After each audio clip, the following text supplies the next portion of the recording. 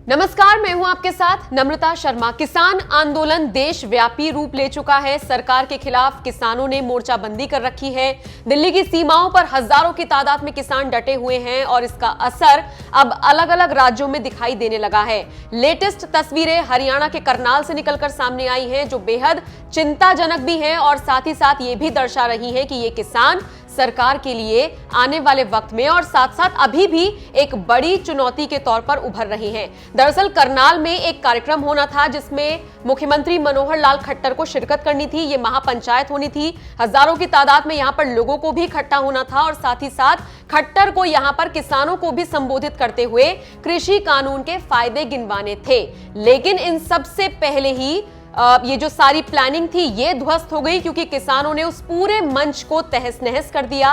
प्रदर्शनकारी किसानों का बाकायदा एक वीडियो सोशल मीडिया पर वायरल हो रहा है, जिसमें वो मंच पर चढ़कर तोड़फोड़ करते हुए नजर आ रहे हैं। किसानों को रोकने के लिए वहां पर अतिरिक्त सुरक्षा बल को तैनात किया गया, उनको बुलाया गया। जब किसान नहीं माने तो फिर वहां पर आंसू गैस के गोले दागे गए।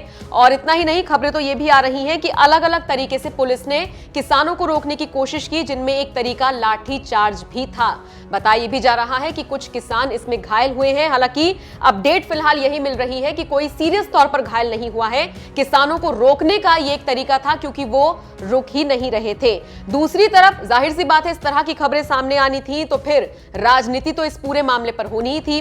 रणदीप सुरजेवाला ने कर दिया ट्वीट और खट्टर सरकार को घेर लिया।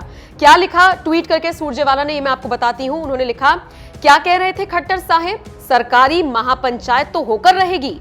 ये अन्नदाता हैं, ये किसी वाटर कैनन या आंसू गैस से नहीं डरते।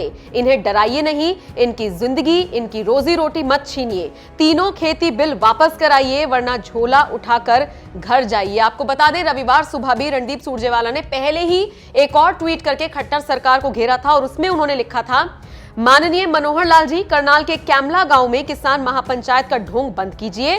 अन्नदाताओं की संवेदनाओं एवं भावनाओं से खिलवाड़ करके कानून व्यवस्था बिगाड़ने की साजिश बंद करिए।